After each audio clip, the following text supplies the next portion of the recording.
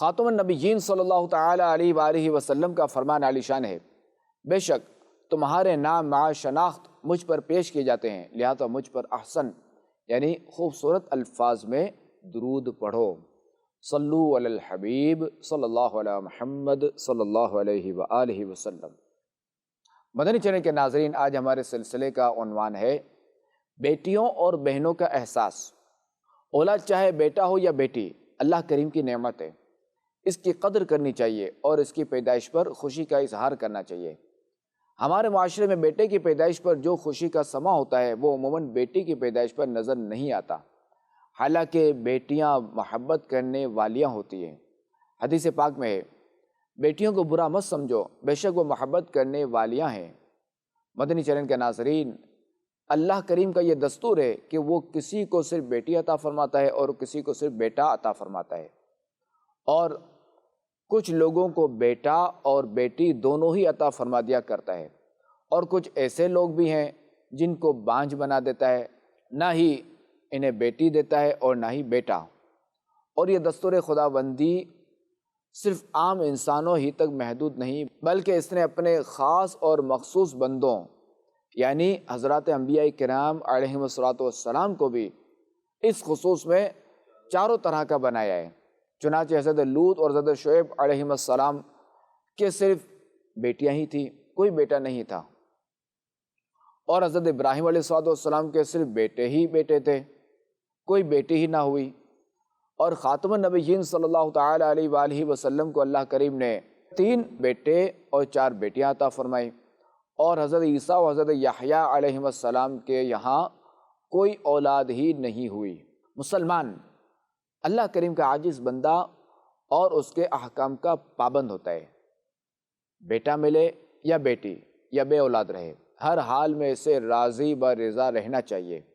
پارہ 25 سورۃ الشورى کی آیت نمبر 49 اور 50 میں ارشاد ہوتا ہے، یَهَبُ لِمَن یَشَاءُ إِنَاثًا وَیَهَبُ لِمَن یَشَاءُ الذُّکُورَ أَوْ یُزَوِّجُهُمْ ذُکْرَانًا وَإِنَاثًا وَیَجْعَلُ مَن یَشَاءُ عَقِیمًا۔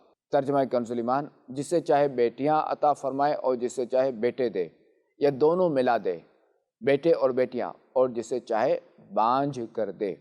اے عاشقان رسول، فی زمانہ دیکھا گیا ہے کہ بعض لوگ بیٹیوں کی پیدائش سے چڑھتے ہیں اور منہ بگاڑ لیتے ہیں، بلکہ بعض بد نصیب تو اول فول بک کر کفران نعمت کے گناہ میں مبتلا ہوتے ہیں۔ واضح رہے کہ بیٹیوں کی پیدائش پر منہ بگاڑ کر ناراض ہو جانا یہ زمانہ جاہلیت کے کفار کا منحوس طریقہ ہے۔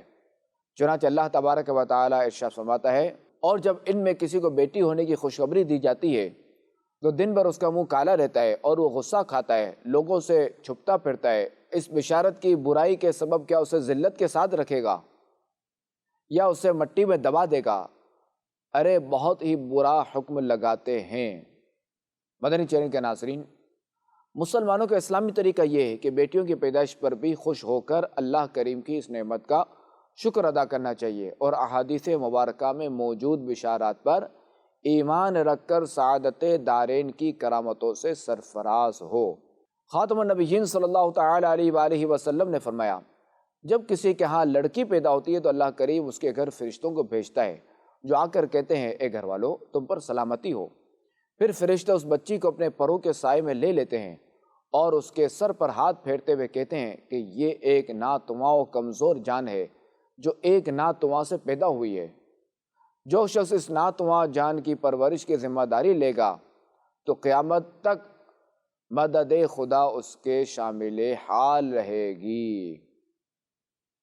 خاتم النبیین صلی اللہ علیہ وآلہ وسلم نے ارشاد فرمایا، جس شخص کی ایک بیٹی ہو وہ اس کو ادب سکھائے اور اچھا ادب سکھائے، اور اس کو تعلیم دے اور اچھی تعلیم دے، اور اللہ کریم نے اس کو جو نعمتیں عطا فرمائی ہیں ان نعمتوں میں سے اس کو بھی دے، تو اس کی وہ بیٹی اس کے لیے دوزخ کی آگ سے ستر اور حجاب ہوگی۔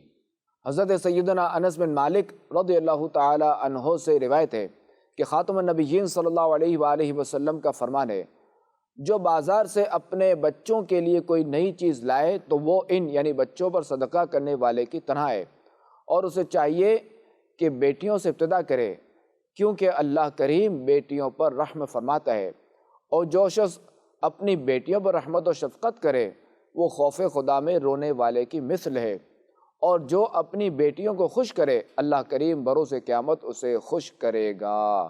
مدنی چینل کے ناظرین، جس طرح احادیث مبارکہ میں بیٹیوں کے فضائل بیان فرمائے گئے ہیں، اسی طرح بہنوں کے فضائل بھی ارشاد فرمائے گئے ہیں۔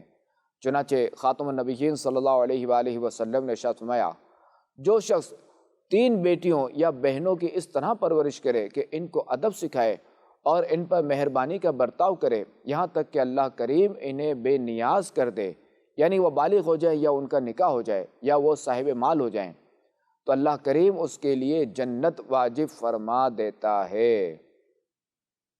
یہ ارشاد نبوی سن کر صحابہ کرام علیہم رضوان نے عرض کی، اگر کوئی شخص 2 لڑکیوں کی پرورش کرے تو ارشاد فرمایا اس کے لیے بھی یہی اجر و ثواب ہے، یہاں تک کہ اگر لوگ ایک کا ذکر کرتے تو آپ علیہ الصلوۃ والسلام اس کے بارے میں بھی یہی ارشاد فرماتے۔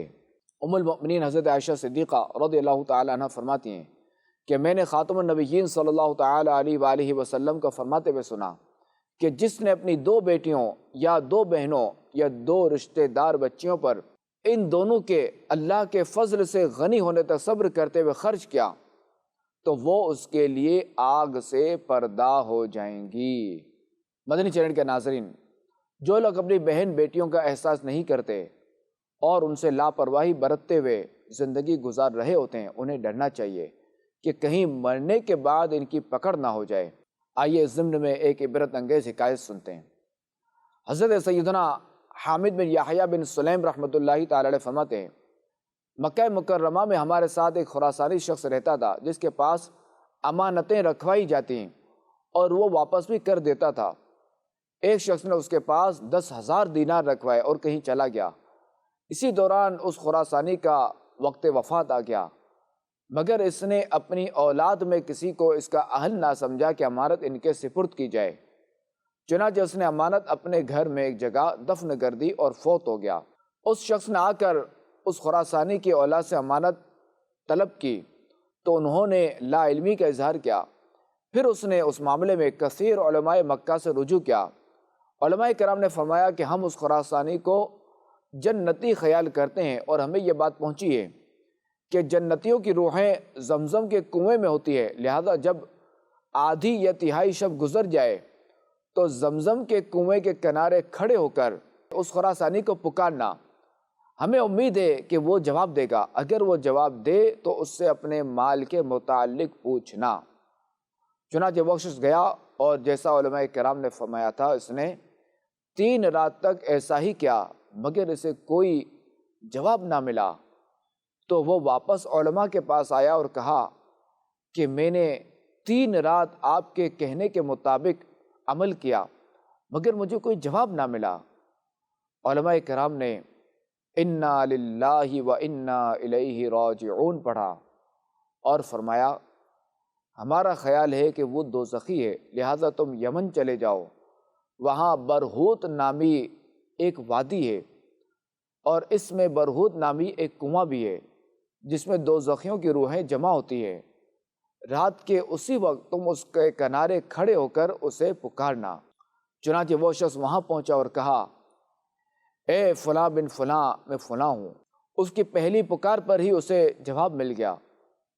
اس نے پوچھا وہ امانت کہاں ہے جو میں نے تیرے پاس رکھوائی تھی؟